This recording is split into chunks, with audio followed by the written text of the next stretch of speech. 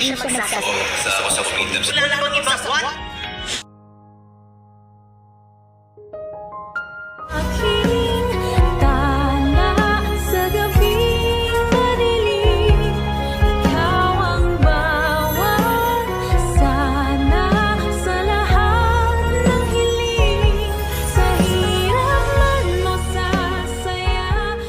Hindi siya magsasagot. Sa freedom. Wala na bang ibang what? Ay, grabe talaga nangyari ngayon sa abot kamay na pangarap na kung saan nga ay pinakita na ang teaser o yung episode para bukas. And yes guys, grabe talaga nangyari no, na kung saan dito nga unang-unang pinakita na ito ngang si Dax. And yes guys, nahuli na nga siya ng mga pulis. Guys, dinala nga ito ni Eric kasi nga itong si Dax is wala sa katinoan at nabunggo niya itong sasakyan ni Eric. Mag-hit and run pa nga sana siya, buti na lang napigilan siya ni Eric at nadala siya doon sa presinto. Ngunit pumunta rin dito bigla itong si Giselle at si RJ. Yes guys, halos sinunggaban nga agad to ni RJ. Sinabi niya na ikaw ba ang kumidnap sa tatay ko? And yes guys, natakot nga itong si Dax, kaya itong si Dax is kumbaga parang napaamin siya eh. Nag-stay lang siya doon sa may police station kasi nga parang natakot nga siya at sa pag-stay niya doon, buti na lang pinayagan siya na makatawag ng attorney. Yes guys, itong attorney na to is yung tutulong sa kanya mag-explain ng side niya at tutulong din sa kanya na ipagtanggol ang sarili niya. And yes guys, makita natin no, na tila nang digigil itong si RJ. Parang gusto niya nang saktan si Dax pero hindi nga yun pwede pa, lalo na nandun sila sa police station, baka makasuhan pa itong si RJ, kaya inaawat niya yung sarili niya, inaawat din siya ni Giselle. And yes guys, dito nga pinakita din na yung dumating ang attorneys, tinanong ng police kung ready na ba magsalita ang yung kliyente. And then tumingin yung kliyente dito kay Dax, and then nagsayo si Dax na kung saan is ready na siya o pwede na siyang kausapin. And yes guys, na kung saan nga pinagtatanong siya ng pulis kung sino ba talaga siya at kung talagang may kinalaman siya doon nga sa pagkawala nito ni Don Pepe. At dito nga yung kumbaga parang interrogation din yung nangyayari dito. And ito nga guys no, buti na lang is pinayagan nga siya magkaroon ng attorney at yung attorney yung magtatanggol ng side niya. At nagsimula na nga magsalita itong si Dax at sinabi niya na siya ay si Dax at siya ay isa sa mga nautusan o kasama mismo ni Balahadja. Yes guys, si Balahadja, sa mga di nakakalam, ito nga yung tauhan talaga ni Moira na kung saan ito yung halos lagi niya inutusan pag meron siyang gagawing masama na pulis din pero may pagka-hitman na marami ring nilabag na batas no, bilang isang pulis. Marami rin kinidnap pala ito.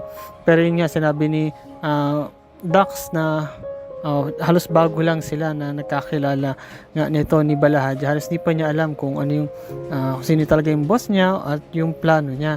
No? Na kung saan nga dito sinasabi ni Dax na napilitan lang din siyang gawin yung gawing mag-kidnap, mag-hold up kasi nga daw ay kailangan niya ng pera. No? Na gagamitin niya syempre sa pang-araw-araw niyang buhay at meron siyang mga gastusin din para sa pamilya.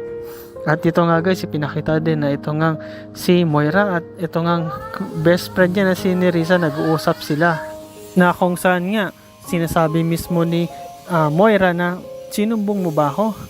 Diba sabi mo is nakita ka ng mga pulis at neto ni Giselle, sinumbong mo ba ako? Ngunit sinabi ni Nerissa na hindi tayo susumbong, alam mo naman na magkaibigan tayo, kahit sa huling hininga ng buhay ko is hindi ko gagawing sabihin yung mga kailangan mong itagong sekreto kasi pag na sabi ko yun ay siguradong ako din is madadamay kagaya ng sabi mo. And then sabi ni Moira, maganda yan, that's good, pero mismong itong si Nerissa is nagsabi o nagpaalala o nagpa-remind dito kay Moira na sinasabi nga na ang tanong dyan is ito bang si Dax o yung tauhan mo na yon is gano'n niya katagal itatago yung sekreto o baka naman bigla na lang niyang sabihin yung nalalaman niya kasi hindi naman natin siya kilala kundi si Balahadja lang ang talagang kilala sa kanya. So anytime pwede tayong sabihin nun, lalo na ikaw Moira, pwede kanyang isumbong kahit kanino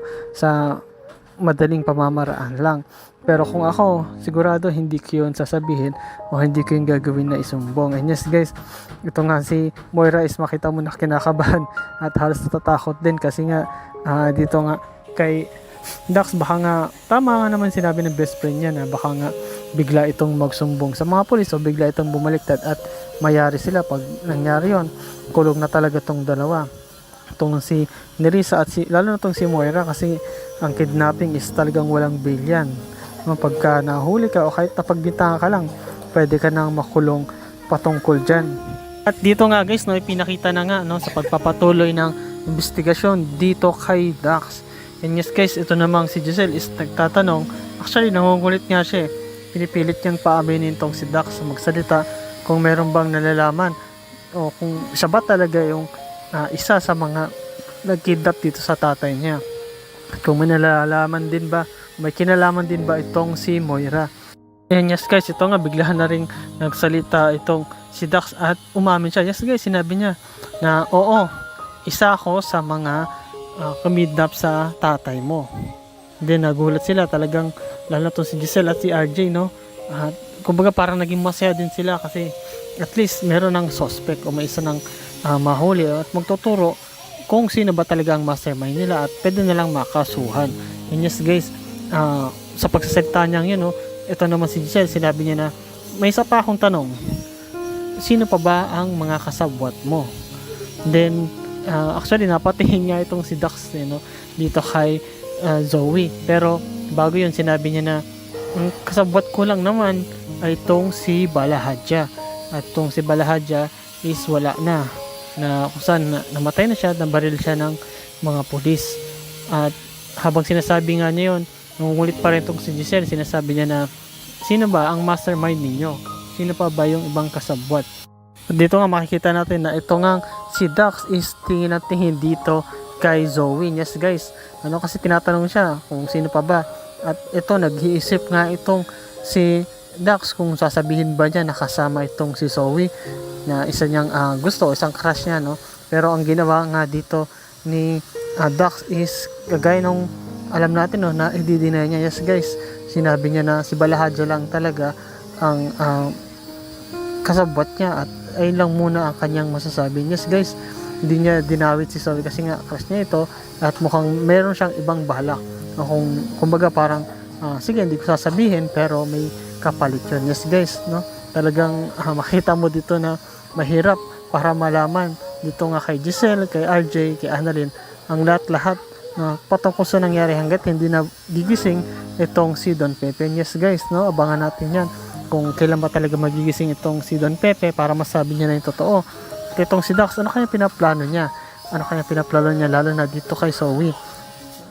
Paninindigan ba niyang wala siya ng kasabwat? O baka ilaglag niya itong si Moira at si Zoe? So abangan natin yan guys, no? At salamat sa panonood nyo sa aking channel. At yun lang guys, ingat kayo palagi. Bye bye.